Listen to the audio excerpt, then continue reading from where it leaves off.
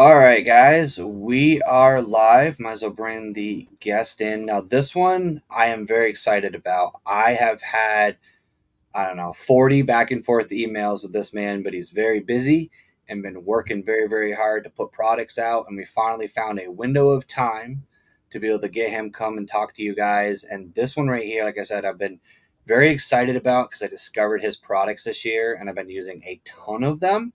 But I'm going to let him introduce himself and then we're going to get right into it. Well, thanks so much, man. I'm JT. Of course, I own Yak Gadget. Started it about 6 years ago, and we started out originally making motor mounts for different kayaks, and that's evolved to anchor systems and to storage accessories, and then all the way up to track mounted accessories of just about every kind. So we're one of those rare companies now that can offer products from bow to stern. And I will say there is so the industry of kayak accessories, let's be honest, there's a lot of companies out there, but there's some stuff that only Yak Gadget has. And that's Mhm. what I think is cool is one of the biggest things as a tournament angler that I ran into was vertical rods suck. Yeah, I'll just be simple. Like you get to an overpass. Now you got to figure out how to pack all this crap down into your lap and figure out how to not break your rods. Overhanging limbs. You get into, there's you almost always cast into a tree, get your jig hooked into a log, and then Mhm. you go in to get that jig, and now you've snapped off $100 rod or $200 rod that was in a vertical rod holder because you forgot it was there when you went in.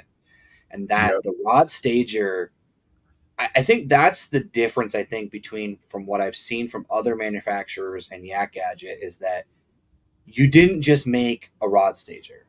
You made a Right. rod stager with a paddle holder. You made a Right. four, a three, a two, a micro. Like you came up with every possible configuration Yep. because not it's not one size fits all. And that's the thing about Right. accessorizing kayaks is it isn't one size fits all. The guy with the Hobie is going to want something different than the guy with the Old Town versus the guy with the sit-in. And That's you've right. kind of got more options that it just you can. And the thing is like the way everything is built, it's swappable. Like you could easily just change stuff out if you wanted. You decided you didn't want the four, you could get the two with the paddle holder. You don't have to. It's hard to say, like hard to explain if you haven't seen them, but there's a lot of things that I've seen guys try to build. Like I was saying in the green room, like I've built a lot of stuff with like plywood and 2x4s, but the Right. difference with Yak Gadget is, and now I had to ask that when you guys make, is it the plastic that you use? It's really durable, but it's extremely light. Is that some sort of proprietary process to you guys, or is it just something that you're doing differently? Or No, and thanks for talking about our all of our different flex rod options. That was something I'm really proud of, and that just came out of necessity based on my knowledge of developing anchor systems and motor mounts for kayaks. I knew that when I came out with this product, I was going to have to make several versions of it because, like you said, there's not one size fits all.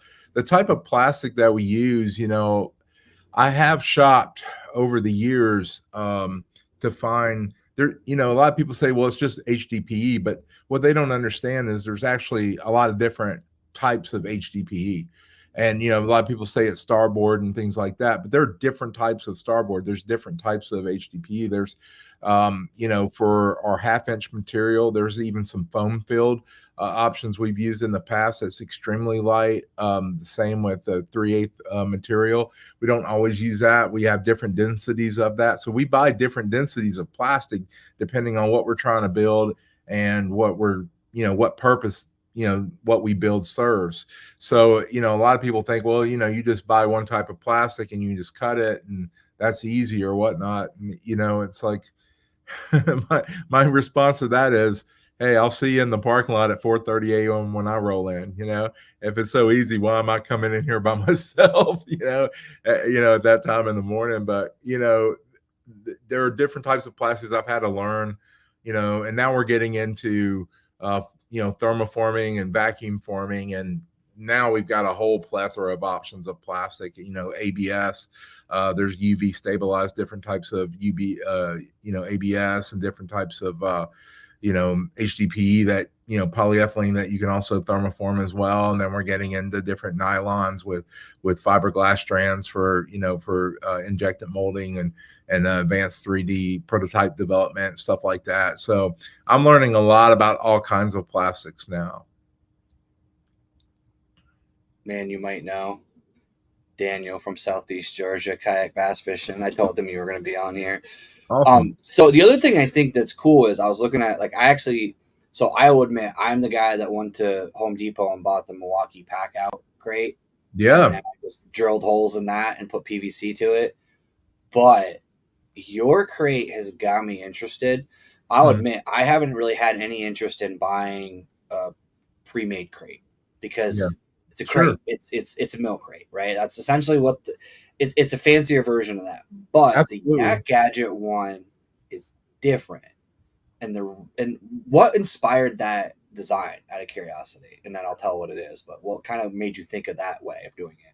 Yeah, I started kayak fishing like hardcore in 2016, and I really wanted a good storage option. I had back surgery about 20 years ago, and I have limited mobility. So I don't have the ability where I can turn my body all the way around and then open the lid and then cock my arm, and back then I was in a Jackson Cuda, and then I quickly went to a Vibe Sea Ghost, and those kayaks don't have that type of stability where you can turn your body around, break that V plane and turn your body around and reach around and grab stuff. So I wanted to create something that had an angle to it. There we go. Have an angle to it where, you could easily reach back and then grab things blindly. And so I designed the Low Pro crate to be able to do that. And then the cover was its own journey, but I wanted to have a cover that, was a multifunctional cover as a dry bag as well. So, so it's a different type of crate. And, when we created that was right around like the end of 2019 and 2020, right around that, right pre-pandemic, right before it. Yeah. And we dropped the first one, which was a 13 by 16. And then we went to a 16 by 16 a month later because I worked the Columbus Fishing Expo in 2020. What a great show that was. And I probably had about, 70, 80 Hobie guys asking me, where's the Hobie version? Where's the Hobie version? Yeah. And once you have 100 people at a show ask you for something, you better be making it. So by the time I got to like that 80th, 90th person, I was like, they were like, when's the Hobie line coming out? And I'm like, dude, like next week, So I literally got done with that show, and I made a call, and Michael Doherty, shout out to him in Knoxville. I actually met him halfway in Cookeville. He let me borrow his Pro Angler. Which who does that? Who right? And he didn't know me. I mean, we only met once before that, and he was like, "Yeah, man, make me some cool stuff that I can have on my kayak. If I can have some prototypes." So I was like, "Yeah, no problem. If you're gonna, save me $3,000 from having to buy one or more, I'll totally do that." So, by the time we worked the Cincinnati show, which was about 2.5 weeks later, we had a Hobie line.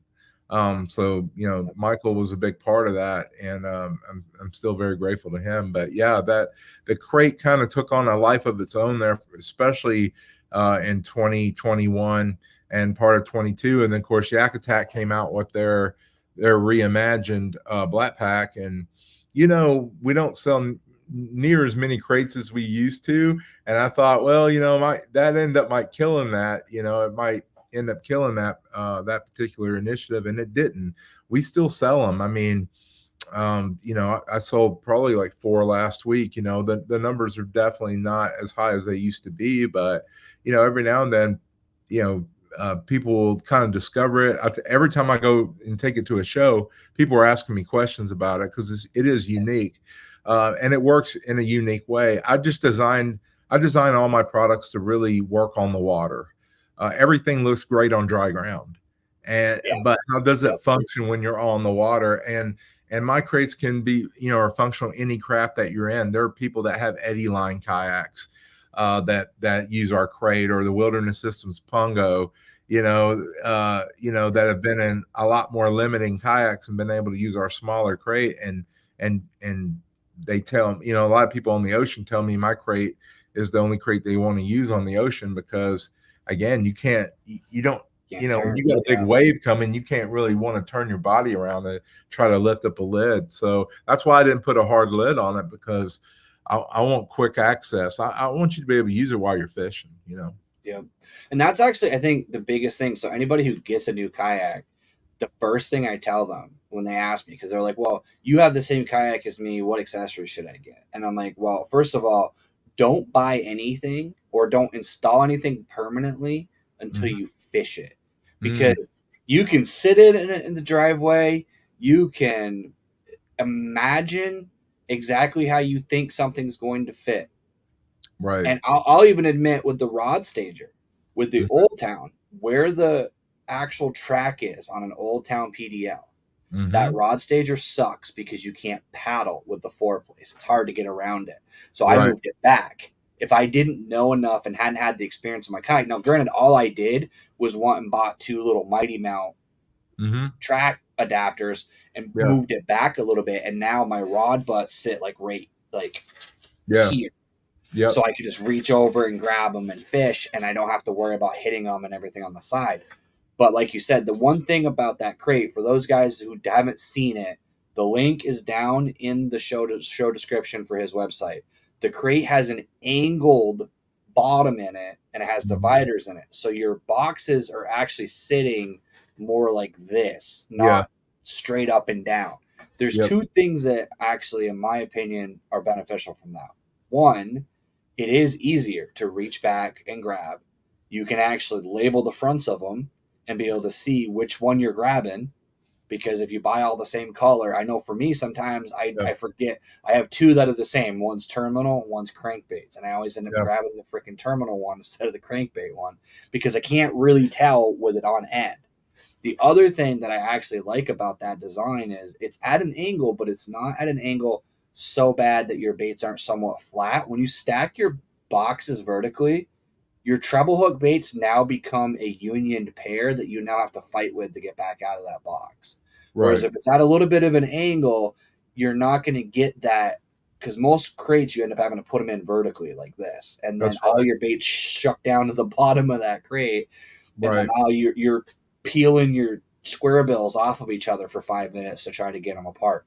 When they're horizontal, like they're not exactly horizontal, but they're not as vertical. It's an interest, and the bag on the front, and actually the way you have the rod holders positioned on both styles. Like, I like how it's an actual mounted rod holder. It's not some click in deal that it looks like an actual rod holder. It would make you want to use it. There's little things like that. Like, you can tell that the person who designed it fishes. They didn't design something because they think there's a need. You designed it because I was fishing and I wanted this. Like the anchor system, for example. Like that whole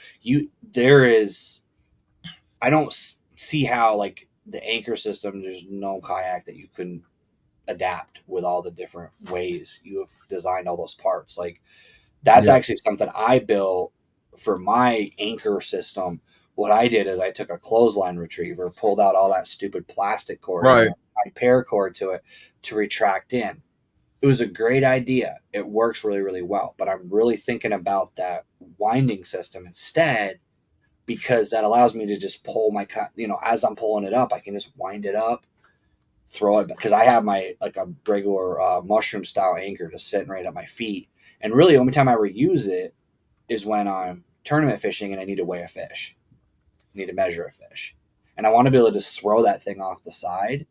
And the problem with that retriever is that retriever will sometimes catch, and then I have to get it to feed back in. Whereas if I had an actual wheel that I could just retrieve that anchor back, it's stuff like that just there's just little touches, like your cup holder, for example.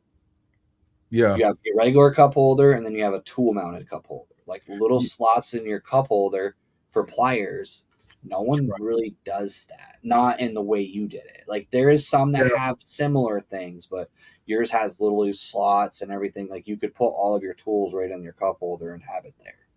Yeah, you make a really good point, and I think too, like if you talk about the quick winder, why did I make that? I made that out of necessity. That was 2021 when people couldn't get anchor wizards. Yep. They just couldn't meet the demand. I had people ringing my phone off the hook, my email box. They're like, dude, can you try to make one? Can you try to make one? And I was like, I was very hesitant at first because I was like, well, there's already a market there. There's already one there, yeah. Yeah. Well, I got to thinking about it and I was like, you know what, though? Mine's going to be different. It's going to be more simplistic, obviously, than the Anchor Wizard. But I was like, you know what? I can make it now. I've got the materials, and so I really experimented with like, a cheap diver's reel. And I was like, you know what? I can make an industrial diver's reel. I can make one that Yep. is tough. You run your truck over it. And that's what we did with the quick winder. We made it to where, if you want to clean it, you just throw a hose pipe on it. Yep. There's no parts that can go bad. It's stainless steel and it's plastic. And there's no gears that can get ground up. With the Anchor Wizard, there's been some issues with that. After you crank it for a while, it stops. The teeth get wore down and it kind of loses its power. And that's no slam on that product. I've got two of them. I've used them. Great product, but those were some of the things that people were telling me that, when I was designing what I designed, I had to be, mindful of. And then you talk about the cup holder, that was another one where I want to give you multifunction. I don't want to give you just one function. My competitors already do that. They'll Yep. give you something that only has one function. If I can give you two or three functions, then there's a value there. And I try to do that with all of our track mount accessories and a lot of our other accessories too. But we've got a new cup holder coming out. I'm just going to let you know. Probably within the next month or so, we should have that new version out. It's going to be a larger version. It's going to be with a 4-inch interior diameter now that will fit all your cups. All your Yeti mugs, exactly. Yeah, the big jugs. Your Yeah. Walla, your Yeti, your Stanley, whatever the new cup is. Whatever the brand that they're selling right now My is. Yeah. sister-in-law plays that game, dude. She'll have a different mug, Yep. whatever's hot, at the time. But that's what I'm saying. And so we've got that coming out, but that's going to also have that XD top. You mentioned the XD top. That was something that, 4.5 years ago, I created because I again, you're on a kayak and, look, if you're on a new canoe, if you're on a Hobie or whatever, you've got a lot of room in a lot of different places. But I've been on a lot of boats where you don't, so I was always mindful of I want my products to go on every craft. I don't want people. I don't want to force people to have to buy a certain type of craft to be able to use my gear. I love Old Town. I love all the brands. I've been on every boat that's ever been made in the market, pretty much, except this Bonafide XTR that came out. And that's just because it just came out. But I've been on every boat. I've been on every boat, and I'm proud of that. And so when I make stuff, I wanted to work on every craft, no matter what particular craft you happen to be on, because there's not one and only one boat out there that's great. Most of these higher end craft are just fantastic. I mean, it's like I can gush about every brand out there that I like, and so I just want to give all of our customers the options of being able to choose their own adventure when it comes to these accessories, and give you like our phone holder. We don't give you one phone holder. We currently have 3 different ones. We're going to go down to 2 different ones, and then we're going to have another option on top of that coming out really soon. And there might be a camera holder, coming too at some point. But that's our thing. We just try to give you more than one option. We try to give you a value. You can get it for a good price with us. We're not going to break your bank, but at the same time, Right. you're going to get usually most times more than just one function out there. I know that's the one thing that I was surprised for. So like me and my dad have the exact same kayak, about the same model. Mm-hmm. And I sent him a picture when I was setting up It's the a good rod boat. stand. It is. You know what's funny is I got a stupid deal on it too. So Mm-hmm. it was right before 2020. I Yeah. ended up buying it, and they messed up. West Marine messed up on their website. I've actually told this story on the podcast a few times. But so they listed the pedal drive at the paddle price. So I Wow. paid like $900 for a pedal drive kayak right before the shutdown.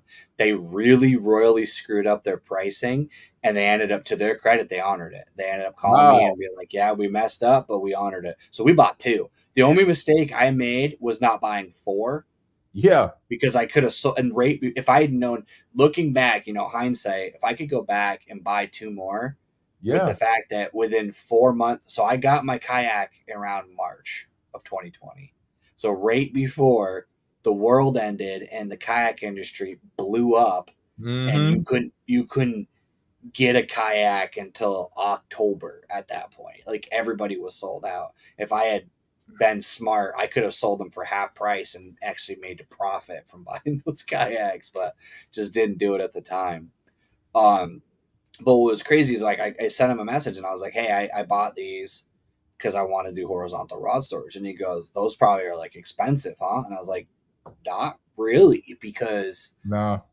I mean, I couldn't build something like that myself. Like that's my whole thing, is like I'm that tinkerer guy that, like, I wired my own Sure. kayak. I built, like I said, I used a tool crate with zip ties and PVC to make my, other vertical rod holders. And what was funny is, like, I don't think I could build something that has that same functionality and weight myself without having some sort of 3D printer, or, you know what I mean? Like, that's what's crazy about it. Now, the one question I had for you is, are you planning on, with the new equipment? Because I saw like I saw like a quick, like, I think it was like a short or something, that was, somebody was like showing your interview at iCast. With the Yeah. new system, are you going to be able to make like different colored plastics? Are you going to explore that, or are you going to stick with pretty much the solid black for everything? It's a good question. I think we with some of our thermoform molded products, we may be able to experiment with some other colors and even like some different types of textured stuff as well. Um, I really want to play with the carbon fiber textured ABS Yep. that's out there now that you can buy in sheets. Yep. So we have a little bit more leeway to do that with that. As far as the HDPE buying the colors kind of went away when we had that plastic shortage in 21 and Yeah. 22. And what happened there, a lot of people don't know this, but in 21 of February 21, Texas had like one of the coldest like snow ice storms in southern Texas in their history. Yeah. And so their resin lines were not insulated at all. So this was the oil refinery when Uh, they separate the petroleum, they like form the resin at those processing plants, and then they transfer that resin through a pipeline to the different factories to be able to through the for the refineries, and then it gets delivered to the factories to be able to make the different plastics with, and those lines completely busted. And when that happened, got it. basically all the prices changed forever because everything went through the roof Yeah. at that time. And then in addition to that, everything got way scarce for a while until they repaired those lines. And so the colors have kind of come back, but not like on a not on a level where it's like readily available as far as the flat Sense. sheets go. Now we are, we're look, we're evolving just like everybody else. So we are looking into plastic injection molding. Once we do some of those parts ourselves, then we do have the option a lot easier to add some colors to the process. But Yeah. it's kind of a slow roll right now. But with some of the storage stuff, some of those things that we're thinking about thermoforming, we definitely have at least a couple options in That's that. cool. In And that. don't get me wrong, the black is cool. I know a lot of guys are like, if you start making like a lime green or other Oh yeah, colors, Oh it's yeah, gonna draw people to it just because of the color stuff, but absolutely. And and that's the thing. I or the mean, military green or olive green or whatever. Like everybody absolutely. makes that color. Yeah, and kudos to Yak Attack. They did that, and that was good. It was good that they did that. I just for me, it was about keeping the price points kind of where they're at. Is Yep. it was kind of like, especially during the pandemic. I mean, I was one of the few companies that didn't raise my prices like crazy during that time, and a lot of people are now kind of you know they're kind of suffering from raising those prices, because now they're having to take some of their prices that, back down just to make sales in a very inflated economy. And Yep. we've been able to kind of stay at the same level, and I'm really proud of that, because and I took some hits for it. I mean, I definitely um, during the pandemic, I probably should have raised my prices, Right. especially in late 21, 22, when inflation really started to rise. And you get into 23, and then inflation is going, out of the frame. But I just really worked hard to avoid that, because I didn't think that, you know, I didn't want to try to, I don't know, go past the ceiling of what somebody's willing to pay for something, just because, my expenses are more. And, some business people would frown on that, but I just kind of felt like it wasn't the right thing. We could afford it. So I was like, could I have made more money? Sure. But I chose to keep it at a certain price to make it affordable for everybody. And, and I'm glad that I've done that. I'm proud of that. It's funny because it's a how do I word this without disparage? Not to disparage the bigger, companies out there, but your audience. Because let's be Yeah. honest, the Yeah. yak guys, the community of kayak anglers, there's let's be honest, there's one major reason we're doing it because it's Mhm. not $100,000 bass boat because That's we it. can afford to get on the water with our. I started in a $200 Sun Dolphin. That Yep. was my first kayak. Like Yep. those guys still want to fish. Those guys need options, and I will admit some of the options that were out there before I discovered Yak Gadget, and even honestly, some of the stuff I built was purely because I wasn't willing to spend the amount of money on something that was like if my kayak cost me $300 and I have to spend $200 on the crate to keep my baits in, it gets to be a little bit rough. And then on top of Exactly. it, you add in all the other accessories, it starts to becoming like, well, now I've gotten, I mean, don't get me wrong, I probably got way more in accessories and rods than I will have in my kayak at the end of the day. But keeping that price point low in my mind is actually, I know, like from a financial standpoint, it's not necessarily like your financial advisor would tell you you're dumb. But from a business plan, I actually think keeping it reasonable resonates with your demographic, I guess. You know what I mean? Like it's Oh, absolutely. kayak guys are cheap. Like I mean, go to any boat ramp and look at the plywood transoms and the stuff that people build on these kayaks, man. They're not willing to spend that extra money. But at the same time, that's why I like the rod stager, for example. If that had been like $85 or $110, I would have been like, do I really need it? But at the Yeah. price point it's at, I'm like, I mean, I can't build something like that for that price, and Yeah. it's lighter and it's going to be easy to use and it's going to give me the option I need. And the other thing that a lot of people don't realize if you're looking at those rod stagers, and it's something I've learned, is like, for example, the four, if you need to go under like an overpass, like I carry 8 rods, I just put four one way and four the other way. You can Yeah. actually put more rods on there than you think you can because you can stack them back to back. I wouldn't necessarily recommend driving down the highway like that with your reels bouncing off your rod tips, but you can put a lot of rods on one of those and it's just light and it's just there. It doesn't affect, like that's the one thing my dad asked me was like, oh, does it make your kayak tip? Does it make you, heavy? I'm like, no, actually I don't even notice that it's there at all. Like I barely even realize that it's, and I literally drive down the highway. Like I pull my kayak on my trailer and I leave four rods on the rod stager with the bungees all the way home. And I've never had Mhm. my rods move. So Yeah. that's not something I would do with some other accessories. I'll admit there's some stuff that I would not unhook, but We had one question from the chat, and I'm actually kind of curious to this one too. Is what is the best selling product that you have? You know, funny enough, you know, it really varies. I mean, you know, obviously the flex rods have been a big seller for us. And lately the 4 rod holder has probably been Yep. probably my most popular model for that. That cup holder, you know, XD with, you know, with the tool holder on it. Yep. A product, you know, that's been a big seller for us. And then a product that I came out with um like 2 weeks before Christmas last year, I wanted to make a stocking stuffer. I had a bunch of scrap in the back of the shop, and I designed the micro track that we have, which is also a tool holder and also has a little piece Yep. of gear track in there that you can mount things to. And I released that, gosh, I want to say like on a Tuesday night. And my mom actually works with me. She manages most of our shipping.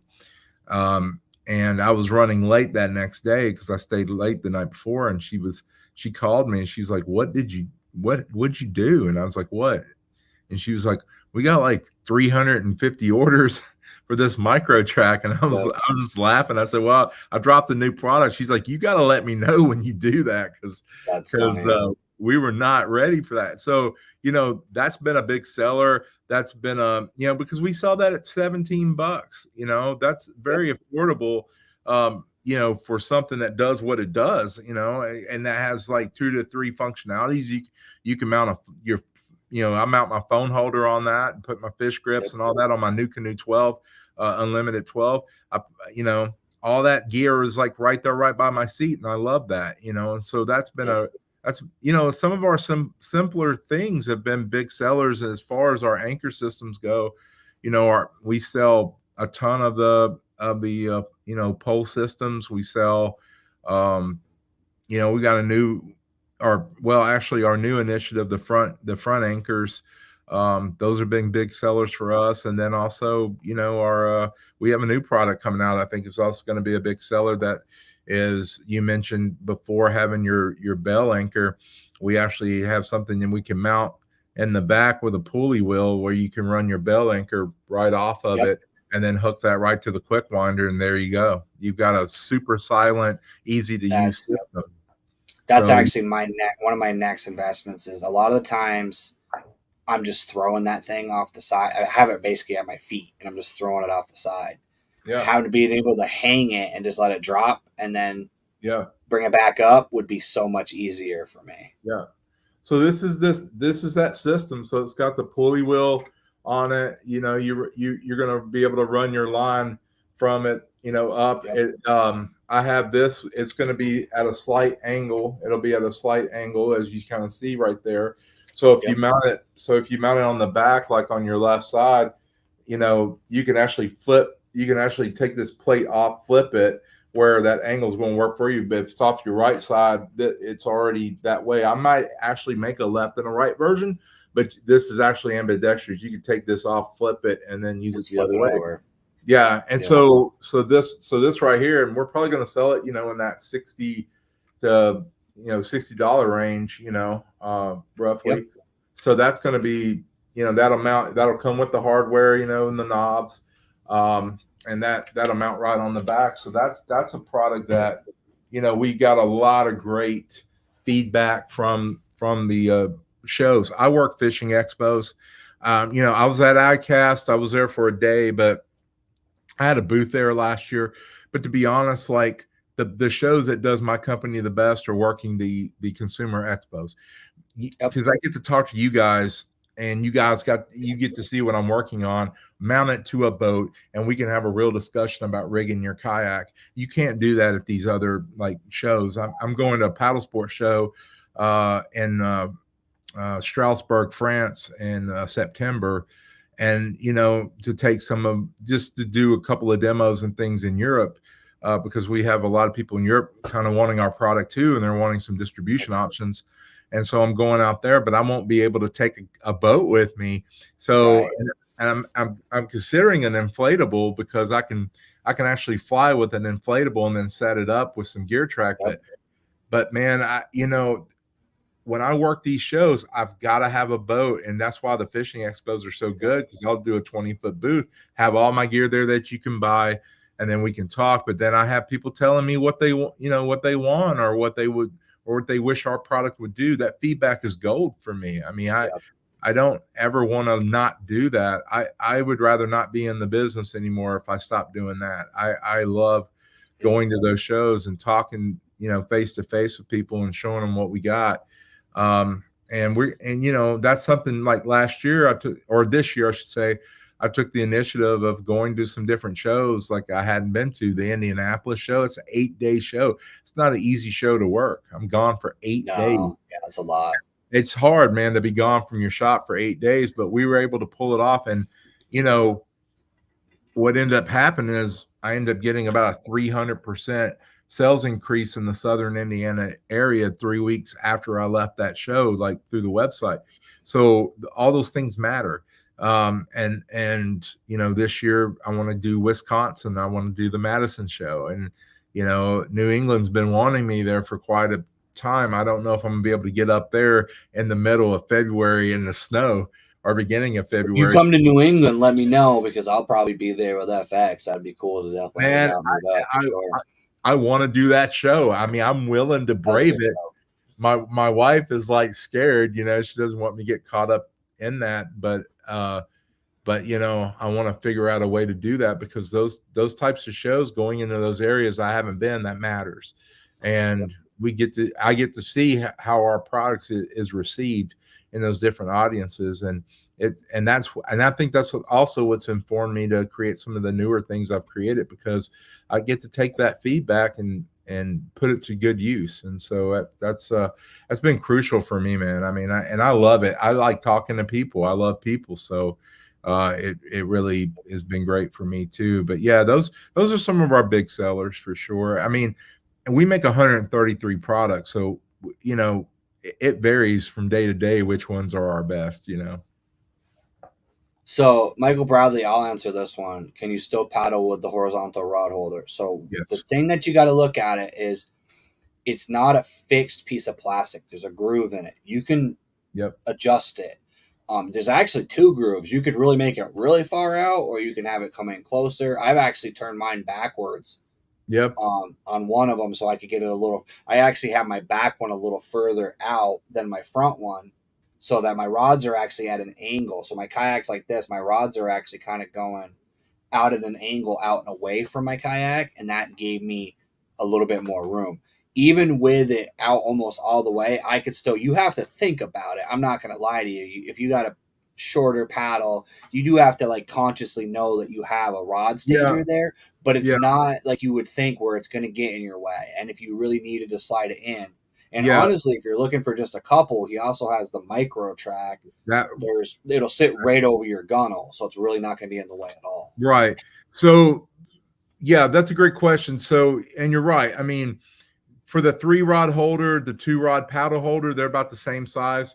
You can actually adjust those and bring those all the way in, and that will pretty much be right at the edge of your gunnel. So if you got a 250 paddle or better, you're going to be able to make that stroke confidently. With the 2-rod paddle holder, Chris Funk made a great video a couple years ago with on his Jackson Mayfly, where he was able to just take his outer rod, put it in the slot where the paddle usually sits, because he's paddling aggressively. And he didn't even have to adjust his flex rods. He was able to just completely, do aggressive paddle strokes and not hit the rods at all. Our micro series is another reason why I created those, because we have, 2 versions of that. We have a 2-rod holder, then a 2-rod and a paddle holder, but they're way more compact. And I really designed those for the crescents. So the light tackle, the CK1, the new Primo, a lot of boats that are paddle first, your Vive Sea Ghost, a bunch of those other boats, even the paddle Old Town, it would definitely be beneficial on that as well. Yeah. So I created some of that stuff to be able to, make it be where everybody has that horizontal rod storage, depending on what your situation is. If you've got a pedal drive and you're mainly pedaling, then you can kind of use the the 3 rod holder and bring it all the way out, or use the 4 rod holder, or use the 2 rod slash bump board holder. You have other options that you can use with those bigger boats, or if you're going to primarily motor, same deal. But if you're going to paddle, I definitely suggest, my favorite that I always use on every boat are just our OG 2 rod paddle holder. Yep. And again, it does have a knob where you can slide adjust it. Or like you said before, flip it around and kick it out. So you have a lot of different, and you can also put them close together and put your rods backwards so your rod tips don't bump in the front. So That's what I did. That's exactly right. On an Old Town, if you don't have tracks in the back, you can do it that way as well. So they really are the most flexible rod storage in the game, and I am very proud of that. And at the same time, we're always looking at creating new versions, because, like you said, everyone's got a different scenario. So we got a little something for everything for you in that regard. Now I gotta ask, it's gonna be a funny question, but does it hurt your feelings that I had to put your rod stager in a Yak Attack track mount because I had to get my own little mini mag? Not at all.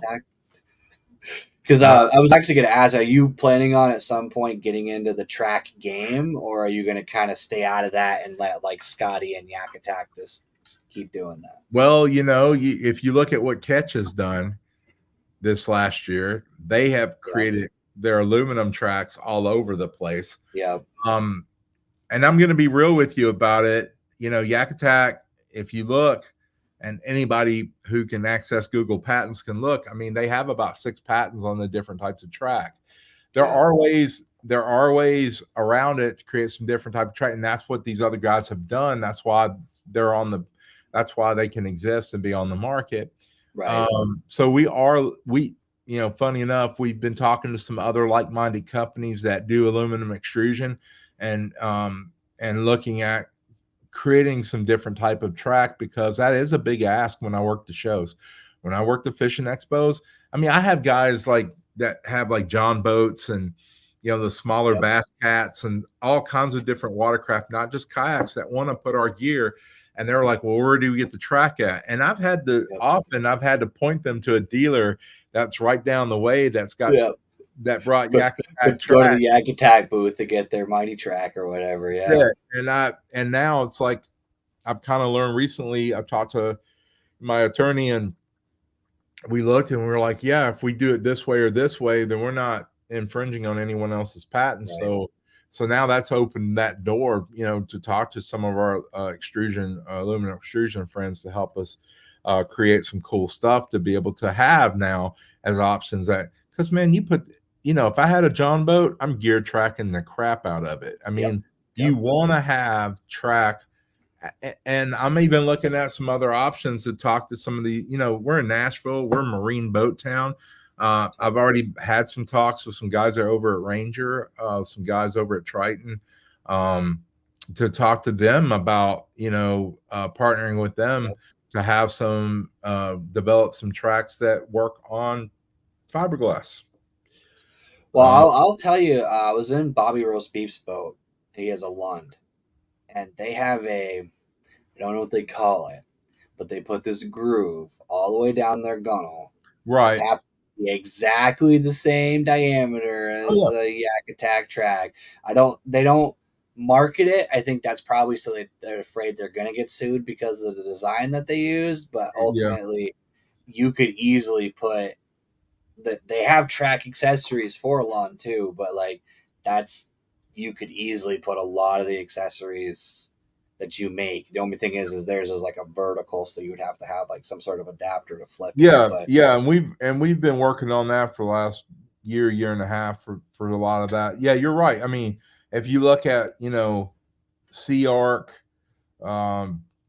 Tracker, all those guys, on the aluminum boats especially, they have track on them. And so we've definitely been looking into, cracking that nut and getting into that game for sure. But we've been talking to just a bunch of different people on all kinds of watercraft, because I think, we want to expand beyond kayaks, and we've kind of already started doing that with some of the stuff like our live scope mount. I'm selling that in a 60 inch shaft pretty soon for the boat guys. The boat guys now, whenever they see our unit, with the with the transducer on it, they always ask me, man, can we get that with a longer pole, like 60-inch pole for bass boats? And the answer now is yes, because Yep. we make the most reasonable priced one on the market. Again, that was another opportunity that I saw, because all these other ones are like $300, $400, $500, and ours is sitting Crazy. pretty at 150 right now. And that's that may go up a little bit, but that's a heck of a price, man. And if you guys missed it, and this is a credit to his idea process, okay? I asked him if he was thinking about making a track. He didn't say plastic, he said aluminum. Oh yeah. There is a difference. Let me tell you, Mm-hmm. some of the plastic tracks that I've had, they're not. The aluminum's better. Like at the end of the day, the plastic tracks have some flex to them, and there's some stuff that you probably don't want to put, like an anchor, for example. I don't Mm-hmm. know if I'd want to have to hold an anchor purely on a plastic track because that flexes a lot. Or if you're a guy who's trolling, you want to put a rod holder in a track and troll for like a striper, that could be problematic that it could bend that plat. Because I've actually bent the track that's on my Old Town.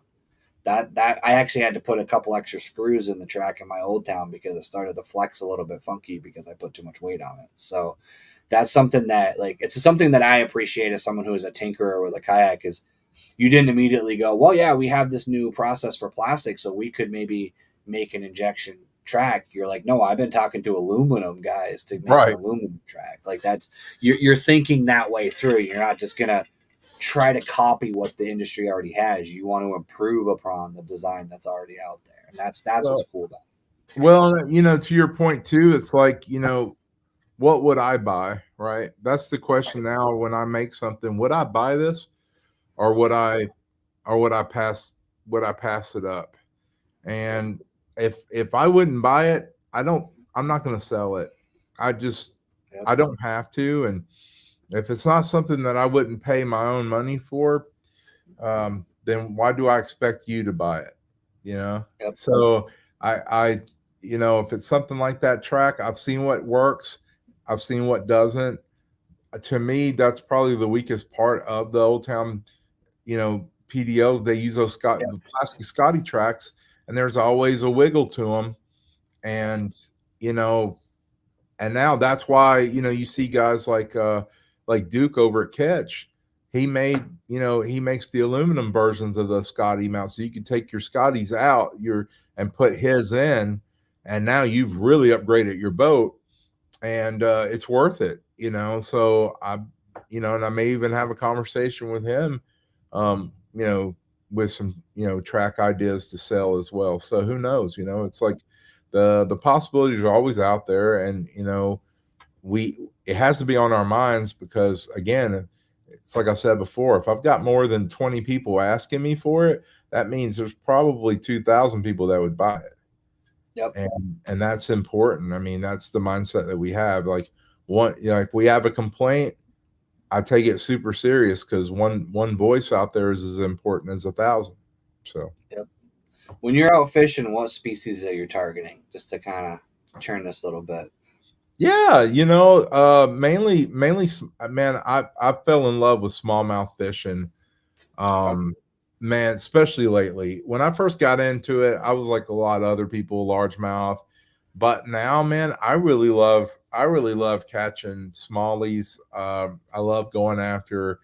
Um, we have a lot of red ear shell crackers here. I caught a massive one probably about 2 years ago that I'm super proud of. I'm probably more proud of that fish than I am some of the other ones I've caught. Yep. But I got to this year, man. I got to get a bucket list opportunity. Drew Gregory, started the Kayak Adventure Series. That's mainly a Smalley tournament, and he has them in different cool, like, areas that you may not know about. Yep. And the first place that I got to, and I support that tournament. I'm one of the sponsors, so I went down to support him for Thomaston, Georgia, the Shoalie Palooza down there, and Yep. the Shoalies were spawning the Shoalie bass. So I never caught one, and I didn't fish in the tournament because I'm supporting the tournament. I didn't Right. feel like that was right, but I got to go out like early on Friday, and the other guys couldn't go out before three o'clock that day.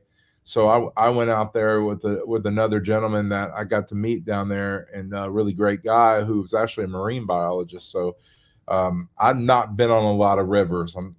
I'll just let you know that, especially one like the Flint. And I will say this: if you've never done that, it's one of the most beautiful places in the South I've been. It reminds me a lot of out west. It's virtually untouched as far as one of the cleanest fisheries, one of the cleanest rivers I've ever been on. That water's in certain spots super clear and cold and really fresh, and it's really great. And I just basically went down a, I don't know, 2.5 foot drop, and I went ahead and threw my, you know, I was just funny enough using a broken back like crankbait, like a 4 foot shallow diver. Yep. As soon as I threw it into that water behind me, man, boom! I got a 18 and a half Shoalie bass, and that's one of the things I'm probably most proud of, especially this year. I don't fish nearly as much as I used to, just because I'm running this business every day, Yep. 6 days a week usually. But to hook into that fish and they're such magnificent fighters and such a clean species. And then got to, we floated down that river, about 7-8 miles, and was able to get off on the rocks and fish. So that was a really killer trip, and I've done some more fishing this year than I've done in a while. So it's, mainly smallies is what I've been going after lately. That's what I've kind of fallen in love with in terms of what I like to go after. So I'm from Vermont, Yeah. so smallmouth is the thing up here. Oh yeah, Um, beautiful up there. it's crazy because don't I guess I do target small. There is days where I'm just like I want to go catch a smallmouth because, like you said, the thing about a largemouth is largemouth are, I don't want to say easier, but like where they live is easier to predict Mm-hmm. because go find some slop. Like, Mm-hmm. go find the nastiest, thickest area and throw a jig in. There's probably a largemouth somewhere. It may not be a 5 pounder, but if you find a grass mat, there's probably a largemouth in it. Smallmouth could be in 40 feet of water suspended 20 feet down. Like they're cruisers. They tend to be a little bit nomadic, and they live in areas where you don't have easily identified structure. Like they'll be Right. on rock piles and stuff, but they just for some reason like open water better. Speaking of smallmouth, I'll tell a little secret for you guys. You're gonna see this video. I was literally editing it before this. So the lake that's near me that I consider my home lake does not have smallmouth, only has largemouth. And at the end of the day, I hooked into a fish, pulled it back to the boat. It jumped 3 times on the way to the back of the boat. And I was like, this is really weird because it didn't jump largemouth jump, I'm going to shamu and belly flop. It went vertical, like took flight. I get this bass in the boat, and it was an 18 and a quarter inch smallmouth. Now, Wow. refer to the prior statement. This lake does not have smallmouth. I've spent thousands of hours on this lake and never caught anything that even looks like a smallmouth. So I think there's some bucket biology going on. And Yeah. I think and granted, there's a lake that's about 20 minutes south of that has both species. So I have a feeling that I've been seeing a lot of glitter boats on this lake, which that never used to be. I think someone's trying to create something that wasn't there before, and an 18 and Oh, a quarter doesn't just show up. yeah. Um, but So, anyways, the smallmouth, that fish, I almost ended up being my PB smallie on Wow. a lake that's not supposed to have smallmouth because that fish was almost 4 pounds. And it's crazy, like the difference between a small, and I've never caught like any of the spotted bass, shoal bass. We don't have those once you get, north of like Pennsylvania, they don't exist.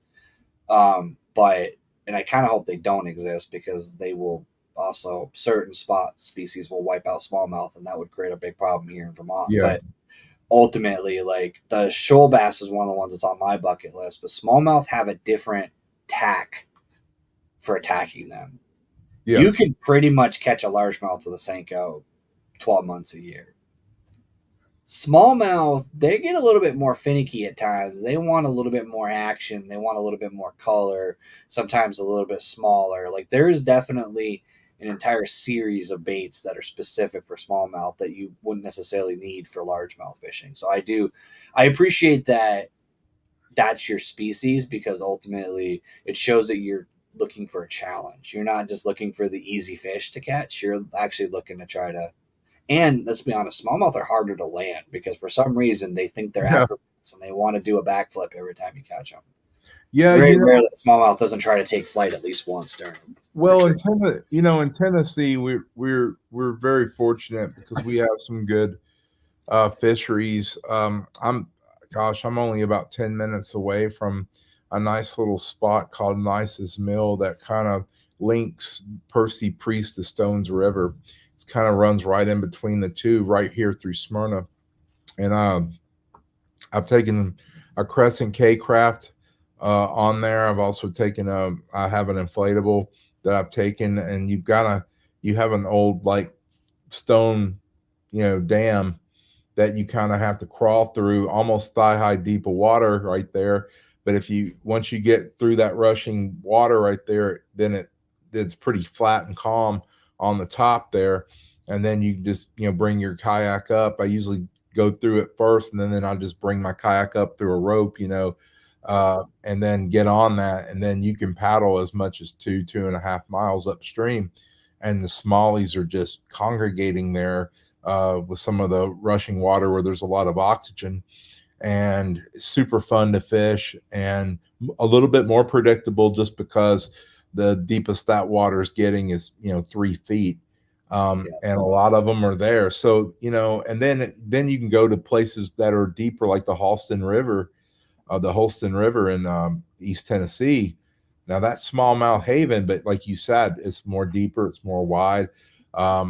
I'm not sure if it connects to the Tennessee or the French Broad. I'm not sure, but I know, but the Holston River is its own deal, and it's I've gotten I've gotten a couple opportunities to fish it, and I've had a lot of friends that I've made at some of these fishing expos that definitely want me to go with them, and Alex Rudd being one of them as yeah, well to go fish with those guys up there, because that they're catching 20s, 21s, 22s there on yeah. the regular, and I mean it's bronze gold up there. So we have a lot of cool places here to fish, and I'm really Yeah. happy and proud of that. That's one of the reasons why I stay in Tennessee, to be honest. That's honestly one of the coolest things I've found. Like, and I'm not like I'm tiny in the sense of the industry goes, but the industry is an interesting place when it comes to the networking.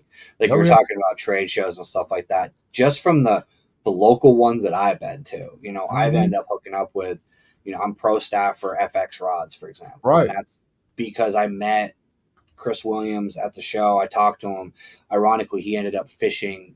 They started a Slay Nation trail here, and he joined that, basically to fish locally, and he remembered me from the show. And there's just a lot of like weird little connections that you make just from meeting people at trade shows. That, Mhm. like you said, the kayak community, especially, like you have, and I hate doing this because I kind of created us and them mentality, but the bass boat world's a little bit more uppity than the kayak world. Like the kayak guys, like in a bass boat world, you don't get a lot of bass boat guys starting a group chat and then at the end of the tournament saying, "Hey, where are you guys fishing tomorrow?" You know what I Right. mean? Like you get a lot of that in the kayak tournament world where they're like, "I was fishing Sunday with one of the guys that I compete against in my Slay Nation trail." Like, and two or three of the guys, like a lot of the guys end up fishing with each other for we basically have one event a month, and like in the next 3 weeks the guys are like, "Hey, I'm fishing Wednesday at this place, you guys want to meet me, let me know." And it's like this weird community, and that's I think where your products also kind of come into play because you go fishing. I've had a lot of people ask me where I got the horizontal, storage from. Mm-hmm. And that's like not necessarily a bad thing for you, as far as like they don't know about it because you're not Yak Attack, and everybody just assumes that that's the one, that's all you buy. They don't know about one or Right. the other. But with the kayak community, the fact that you're taking all this information at the trade shows and making products based on what people are asking for, and then someone sees it on a kayak, it's just a huge like snowball effect that like a lot of companies are just making what they're making, and then other companies are copying what the other company did, and then they make theirs blue. So theirs is different because mine's blue. But like I've noticed, like a lot of your products are really, like I said, they're stuff that I would have designed if I had the capability of designing it. It's stuff that I've wanted. On that note, if somebody wanted to, what's the easiest way for someone if they had a suggestion that isn't actually meeting at your show? Is it email? Is it calling you? Is it Yeah. what's the Yeah. best way to get that? Like through our website, you can go to the contact section and shoot me an email from there. That's usually one of the better ways to do it. I don't put my phone number on the website. Yeah, I don't blame you. Yeah, I mean, people have to understand like the amount of traffic we get. We have been really looking into call service center or call, Yep. or having even me just setting up a separate, I actually have a separate cell phone that I could probably get set up to start fielding more calls. I want to do it. I'm not trying to be, a recluse or anything. It's just it becomes it's Somebody hard to has to get run to it. everyone. Yeah, it's just hard to get to everyone, when you're trying to get a bunch of things done too. But yeah, the emails is definitely the best way to get to us for Okay. sure. Now, do you prefer like a long description paragraph, or would you want my hand drawn on a napkin diagram of what I Yeah, want? either or, either Okay. or. I mean, if it's something I look at that we could possibly do, or I think it's a good idea, I think we can sell it. We have to make decisions based on what we can sell. Right. We're not necessarily a custom shop, but there's a lot of people that want us to do custom work, and that's not always easy for us to do. And I Yeah. tell people, look, if I try to make this for you, it's going to be probably a lot more expensive and take a lot more time because I've got to disrupt all of our Yep. assembly and our schedule that we have to try to fit that in there. I'm actually working on a project right now for an actual manufacturer that we do work on, and we're doing a new version of a product that we've been making for them for a couple of years, and even that's crazy. I mean, and that's a scheduled thing, but even that's been nuts because it's disrupted kind of our flow. I mean, especially when you're trying to develop products in the middle of the season too. Yeah. It's just it's a lot of different problems that when I first started I didn't have, and now I have them. So Yeah, and to be honest, so just out of curiosity, did you just was it just you just tinkering in the shop, making a thing here, a thing there, and then posting it? Is that kind of how it started, or did you like design and build a bunch of stuff and then release it after?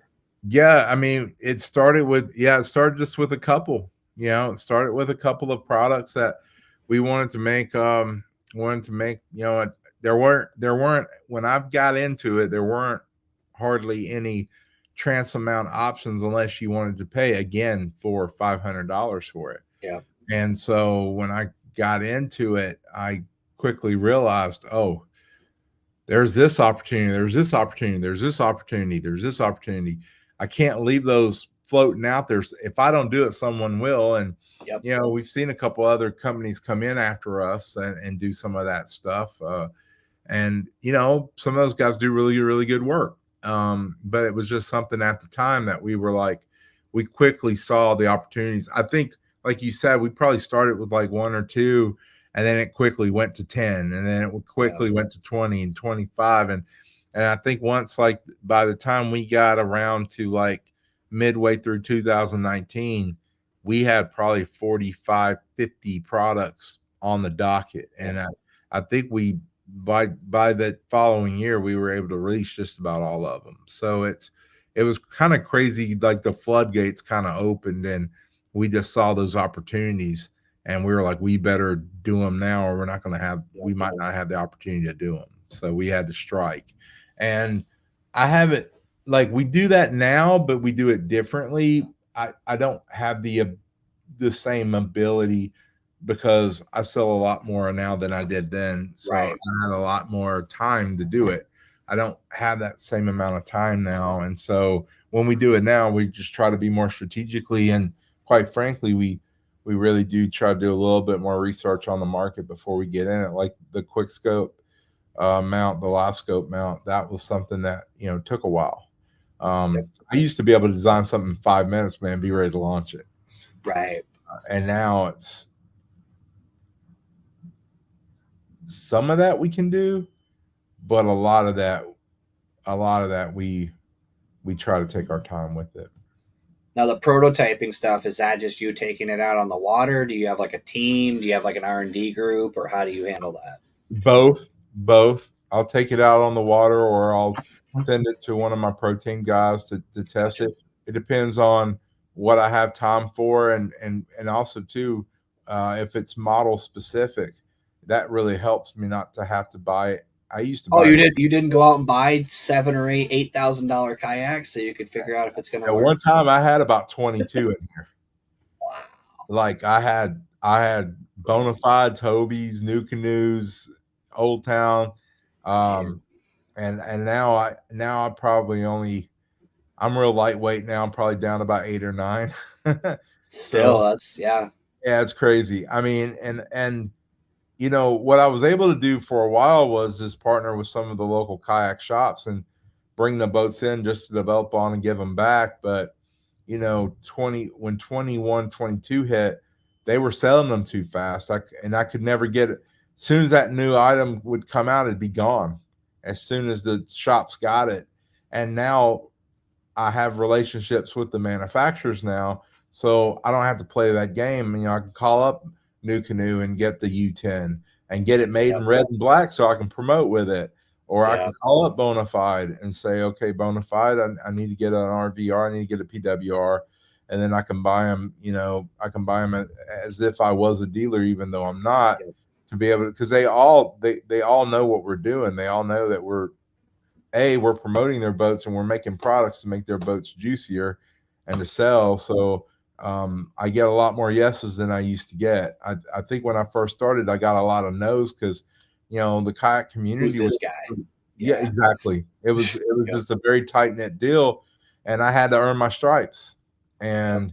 And now a lot of those no's have now become yeses. That's And cool. I listened to a TED talk not too long ago, and they said, your business is turning the corner when all your no's start to become yeses, and that's definitely resonated with me, and that's definitely been the case for me so far.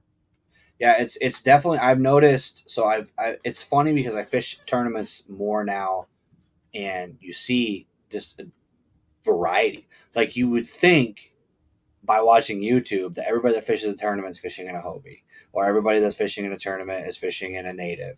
But like you see guys with paddle kayaks, you see guys with old towns, you see guys with like the old town Predator like paddle model that was like a weird kind of hybrid, almost kind of looked like the Jackson Big Rig kind of deal. Like you see a lot of different things, and no one's really set up the same.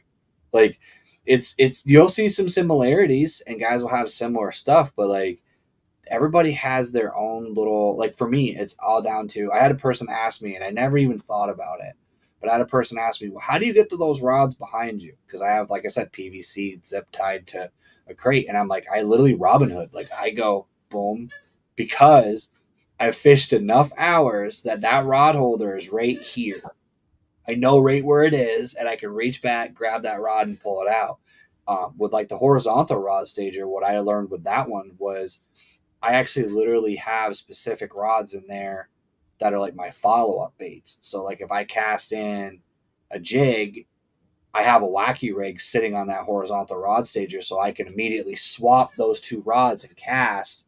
I don't have to turn around, figure out where my rod is, grab it, pull it out of the holder, and cast. I can literally take the rod that's in the holder, swap it with the rod in my hand, and cast simultaneously to chase that bait back in. And that's the kind of stuff that your products give that option to make that dialed in, personalized kayak that I think a lot of people want. That's why they got a kayak, because you can spend a little bit less on the actual vessel and then invest in exactly how you want to design it and be able to make it yours. And that's what's cool about the kayak, is that hearing that you have so many different models tells me that you were like, okay, well, is this going to work on a bona fide? Is Right. this going to work on an old town? You're not just like, you know what, Hobie's the big one. I'm only going to make stuff for Hobie, and that's it. Like you're clearly thinking like, and nothing that you have that I've seen is really like, even the stuff that you have, some of it's literally made for both. Like you have a track and a other version. Like you have multiple versions of the same thing so that it will work on one or the other. Right. And I think what you said is really key is we try to look at like we try to address like what we feel like the common denominator is. Like Yep. we start on gear track first because most kayaks have that, and then Hobie is like later down the pipe. But to your point, we when we first started underneath seat storage, we probably focused on Hobie first because it was the easiest. Yep. Because there was just so that's on the Pro Angler, it's just massive area under that seat. They got more area under that seat than anybody else has. Um, besides maybe like the Kakuzulu, that it's a big seat, and you're sitting on Right. a flat platform. But that was the thing. It was like we just look at things and we go, hey, what are the really hardcore needs, and let's address those first, and let's try to help you know all those users first, and then we kind of work our way down. And we also look too as what's popular. What do we stand a good chance of coming into the market right away and competing instead of guessing. And we know that the track mount market is, you address that, Yeah. you're Everybody's got one. Even right. even You're most 7 sit-ins now have some sort of track on them. Yeah, you're 75% of the way there, or 7/10 of the way there. So that was the thing, we try to think that way. We try to be. I kind of now know, like I've been doing this long enough. I now know what's going to work and usually what doesn't, because Yep. of this, all that I've learned. In the last 6 years, I've been able to take all of that data. Now I can really apply it whenever we create something new. And I Yep. also know too roughly how many potential users I'm looking at, Yep. based on what those models are. So it's when I first got in the industry, I didn't have any of those. I didn't know what I didn't know, Right. and now obviously it's a lot different. So I have to ask another fishing related question. What is your PB smallmouth? What's the size of that thing? I want to say right at 20. Hold on. I think we lost your audio. Hold on 1 second. Let me Yeah, see no something. problem. Try now. Yo, you got me? There we go. Yeah. Yeah. Yes. Back up. Yeah, I think I jinxed myself. It was right at 20. It's like Okay. right on the cut line of 19 and 20. So that's been my personal. I haven't gotten a 21 or a 22 yet. That to get a 22 or a 23, man, that would be special. I think it's funny is like being from Vermont. I think a 22 or 23 would probably be a state record here. Believe it Yeah, or not. yeah. So Right. like the state record Smalley in Vermont is only like 6 pounds. Man, somebody down at the Thomaston, the Flint River, the guy that won caught like a combined of 100. It was like 102 inches or something like that for Yeah. 5 fish. I was like, what in the actual heck? Like that's Yeah. crazy. Like, and he cleaned up, man. I mean, he won the big bass. He won the whole shooting match, man. And that was nuts, man. It was like, what, he was catching, 22s and 23s on the regular. So we were like, man, where's he at? We tried to catch up with him a couple of times, and then he went down to Yellow Jacket Falls, which is, I did a little bit of that, and I got off of there as quick as I could. Man, that was a level I wasn't prepared for. Like Yeah, that's I'm not a big current guy myself. I'm fishing woo! mostly small ponds, and I actually prefer it just because I don't have to deal with the jet skis and the pontoon Yeah, boats and all that crap. yeah. So You definitely don't have none of it. You don't have any glitter boats on that river, man, they're gonna get smashed up. Like Yeah, I took the K craft, the Crescent K craft on that. Everybody else had Crescent Shoalies, and yeah, I was like, dude, did I bring like a saw for a hammer? Like I didn't know. yeah, That K craft was super impressive on that water. I mean, I got hung up on a couple of rocks because I didn't know what I didn't know. But and at one time I was like at a 45-degree angle and I was able to inchhorn my way off the rock, but I never fell off that boat, didn't flip it, didn't lose any gear. So hey, that that's says a good. lot. Yeah, That's a versatile craft. I mean, you could take that on the ocean, or you can take it on a river, you can take it on flat. So yeah, it's a really good versatile boat. So I think for me, those are kind of boats I'm personally, for my personal taste, I'm drawn to. yeah. Having a big water boat's great. I've got a couple of new canoes for that purpose. Or I have a Hobie Outback as well. But the Crescent K craft for me has been my favorite this year so far, just because it weighs 60 pounds. I I want to get. That's kind of my next. I'm. They actually. My next is going to be a big boat, but Yeah, I want to get my goal boat right now is the Native Titan X. I want to get like the yep. 12.5 for Great boat. tournaments and stuff. It's Great just boat. yeah. Great. But So I stable. also wouldn't mind a shoalie for some of this other like because there's a lot of places around me. Like there's a couple of lakes that I won't fish because the ramp, the way like they do this weird thing where the ramp's here, the road's here, and the entry into the ramp is here. So like with my trailer, with the big boat, I have to like basically back it at a 90-degree angle while parked in the road, trying not to fall off the cliff on the other side of the road. That's And crazy. there's another place where there's a really popular lake that has largemouth that the ramp is almost a 45-degree angle. And I just don't dare back a trailer down that. Whereas if you had like a shoalie or, a more river centric kayak that's a little lighter, you could just throw in the back of the truck, run down. And there's a few small ponds too around me that are like 40, 50 acre ponds that no one fishes that have big bass on them. I've Yeah. only ever ice fished them because I don't want to again haul my trailer down there to try to figure out how to bank it. But so I do want to be respectful for your time, and I'm sure you've got a lot of orders and other stuff to work on. But we will have him back on. He hinted some new products, so maybe we'll get him to come on and talk about those once they're officially announced and released. And I'm sure he's going to have a whole bunch of other stuff coming up. But if you guys haven't checked out his site, definitely check it out. There's a link right in the show description down below. I will tell you that I personally endorse that the tool organizer. I don't know the actual official name of that. That was when we were talking about Yeah. the Micro track. rod stager in every possible configuration. I've got the four place. I'm probably about to add the micro with the paddle holder in it. That's kind of the next one that I want to do.